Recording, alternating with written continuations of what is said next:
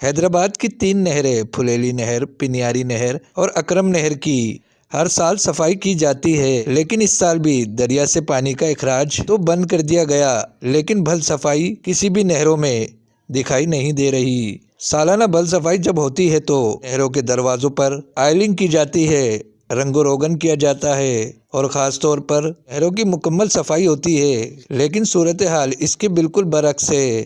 لیکن ابھی بھی نہروں میں گندگی اور غلاظت کے ڈھیر موجود ہیں، جانوروں کا فضلہ اور جانوروں کی علائشیں بھی موجود ہیں۔ اس حوالے سے شہریوں کا کہنا تھا کہ صفائی ہو رہی ہے نہ کچھ ہو رہی ہے، یہاں پر جانور، یہاں پر دنیا بھر کے کتے بلی جانور ہیں، نہر کے اندر صفائی بھی نہیں ہو رہی ہے۔ پانی 1 مہینے سے بند ہے اور نہروں کی صفائی کرنے کے لیے انہوں نے پیمنٹیں لی ہیں، نہر خالی کر دی، نہر کی صفائی کوئی نہیں ہوئی ہے۔